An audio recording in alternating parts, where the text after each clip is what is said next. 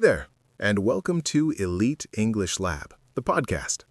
I'm Kai, and in this episode, I have something special for you. We're going to learn and practice English with a story. But don't worry, we're not reading the full book. This is a summarized version of the story. That means it is short, simple, and perfect for language learning.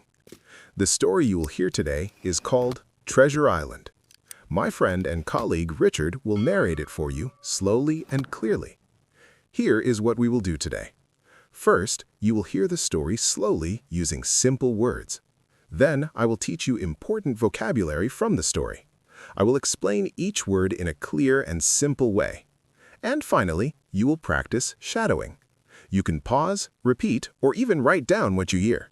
So, get ready. This is Treasure Island, told just for English learners. A long time ago, in a quiet village by the sea, there was a small inn called the Admiral Benbow. A young boy named Jim Hawkins lived there with his parents. Life at the inn was simple and peaceful. Only a few travelers stayed there, and nothing exciting ever happened. Until, one day, everything changed.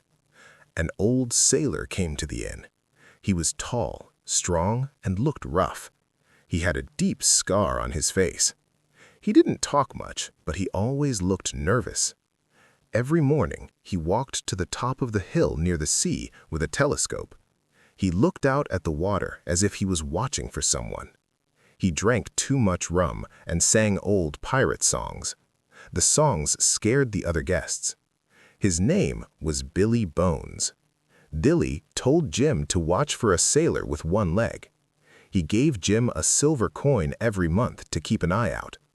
Jim didn't understand why Billy was afraid, but he knew the sailor was hiding from someone. One day, a blind man came to the inn. His name was Pew, and he was even scarier than Billy. He gave Billy something called the black spot, a pirate sign of danger and death. Billy turned very pale and looked afraid. A few minutes later, he collapsed and died. His heart simply gave out. After Billy's death, Jim and his mother opened Billy's small box to find the money he owed them. They found coins from many countries, but they also found something more important: a map. It was a treasure map. It showed the place where the famous pirate, Captain Flint, had hidden his gold long ago. Jim took the map to Dr. Livesey, a kind and clever doctor, and to Squire Trelawney, a rich landowner. The three of them made a plan to sail across the sea and search for the treasure. And so their great adventure began. Dr. Livesey and Squire Trelawney hired a ship called the Hispaniola. It was a strong and beautiful ship ready for a long sea voyage. They also found a captain to lead the trip. His name was Captain Smollett. He was very strict, but he was also fair and honest. Jim was allowed to join the ship's crew as a cabin boy. He was very excited. He had never been on a ship before, and he felt proud to be part of the adventure. One of the men working on the ship was Long John Silver. He was hired as the cook. He only had one leg, and he walked with a wooden crutch. But he moved quickly and always had a smile on his face. He was smart, friendly, and full of funny sea stories. He also had a green parrot on his shoulder that kept saying, "Pieces of 8, pieces of 8." At first, everyone liked Silver. He told jokes and helped everyone. But soon, Jim discovered a terrible secret. One day, Jim was hiding inside a barrel on the ship. While he was hiding, he heard Silver talking to some of the other men. Jim found out that Silver and many of the crew were actually pirates. They had a plan.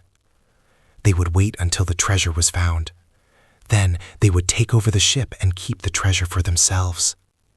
Jim felt very scared, but he stayed quiet and listened to everything. Later, he told Captain Smollett and the other honest men. Now they knew the truth. Many of the crew were dangerous. They had to be very careful and get ready to defend themselves.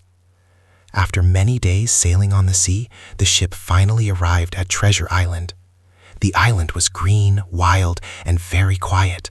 There were trees, hills, rocks, and secret caves. It looked calm, but Jim and his friends knew there could be danger. Some of the crew went to the island right away.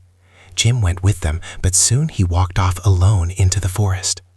While he was walking, he met a strange man named Ben Gunn. Ben had been a pirate before, but his pirate friends had left him alone on the island. He had lived there for 3 years, eating berries and goats. Ben was a bit strange, but also kind and friendly. He told Jim a big secret. He had already found Captain Flint's treasure and had hidden it in a safe place. Ben said he would help Jim and the others, but only if they promised to take him home after the adventure. While this was happening, things got worse on the island. Long John Silver and the other pirates took control of the ship. They also asked for the treasure map. But Captain Smollett, Dr. Livesey, Squire Trelawney, and the other good men moved into an old wooden house on the island to stay safe and fight back. Soon the fight between the two groups began. The pirates attacked the old wooden house with guns and swords. Intense, chaotic.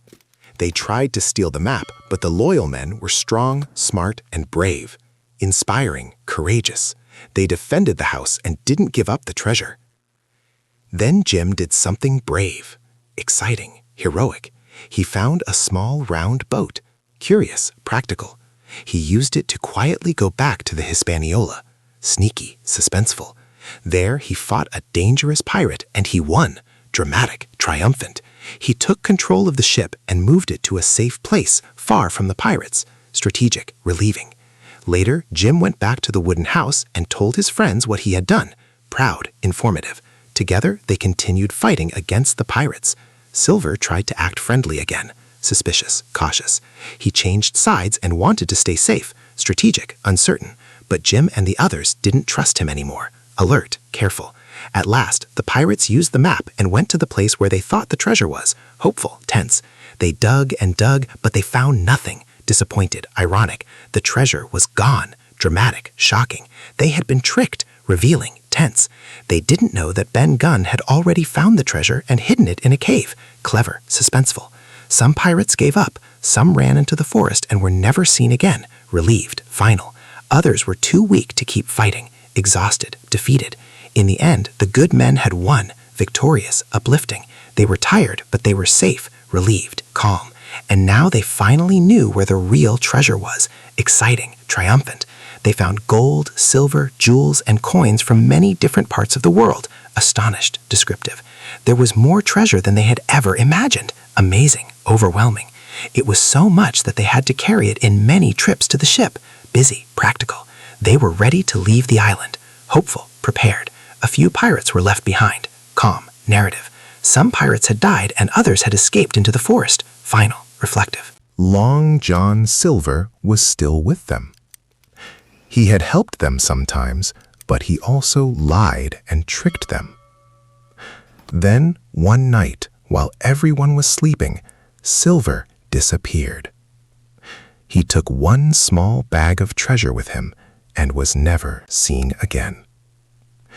The ship sailed back to England. Jim and his friends were safe, and now they were rich. But Jim felt different. He had gone on a great adventure. He had seen danger, greed, and death. He had learned about bravery, friendship, and trust. He was no longer just a young boy. He had grown up. Okay, it's Kai here again from Elite English Lab, the podcast.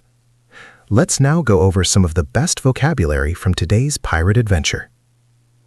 These words will help you understand stories better and sound more natural when you speak English too. I will say the word, explain it simply, give you a real-life example, and then we will say it together. Shadowing time. Right, ready? Great, let's go. The first word is by the sea. This means near the ocean or next to the coast. You could say, they built a small cottage by the sea. They built a small cottage by the sea. Now repeat after me. They lived by the sea. The inn was by the sea. Good job. Now the second word is inn. An inn is a small hotel, often quiet, old, and cozy. Now try this. We stayed at a little inn during our road trip. We stayed at a little inn during our road trip. Great. Now repeat this one. Let's rest at an inn. Now let's look at the word rough. When someone looks rough, it means they look tough or wild, not neat or clean. For example, the sailor looked rough with messy hair and old clothes. Now repeat after me. He looked rough and scary. That man has a rough voice. The fourth word is scar. A scar is a mark on the skin after a cut or injury heals. For example, she has a small scar on her knee from when she fell. Now repeat this one. He has a scar on his face. Good job. Up next, we have the word nervous. Nervous means you feel worried or afraid that something bad might happen. Here is an example. I feel nervous before speaking in public. Now repeat this one. Jim looked nervous. And now this one. She felt nervous before the test. Great. The next word is watching for someone. This means waiting and looking to see if someone is coming. Here is an example. He stood at the window watching for his friends. Now repeat this one. He was watching for danger. Perfect. The next word is keep an eye out. This means to watch carefully, to be alert. Try this. Keep an eye out for your phone. You lose it a lot. Now repeat this one. Keep an eye out for trouble. Good job. Our next word is pale. If someone is pale, their skin looks very white, often from fear or sickness. You might hear, she went pale when she heard the bad news. Now repeat this one. He looked pale. Great job. Now comes the word collapse. To collapse means to fall down suddenly from fear, pain, or being tired. Now repeat this one. He collapsed on the floor. Very good. The next phrase is his heart simply gave out. This means his heart stopped, often because of shock or fear. Now repeat this one. He was so scared his heart simply gave out. Good job. And next we have adventure. An adventure is a fun and exciting journey, sometimes dangerous. Use it like this. Climbing the mountain was a big adventure. Now repeat this one. That was a great adventure. Very good. The next word is voyage, a long trip by ship. For example, the voyage took many weeks. Now repeat this one. We went on a long voyage. Perfect. The next word is strict. Strict means someone who follows rules exactly and expects others to do the same. Try this. Our teacher is very strict but fair. Now we have the phrase take over the ship. This means to control the ship, often by force like pirates. For example, the pirates tried to take over the ship. And here's another one, right away. Right away means immediately, without waiting. Use it like this. Come here right away. Come here right away. And here's the final one, walked off. To walk off means to leave a place, often quietly or without saying anything. For example, he didn't answer, he just walked off. Now repeat this one. Jim walked off into the forest. Good job! And there you have it. Your vocabulary adventure is complete. This is how your English becomes stronger, step by step. And hey, you don't have to do it on your own. We're here to help you every episode. I'm Kai, and this is Elite English Lab, the podcast. Bye for now.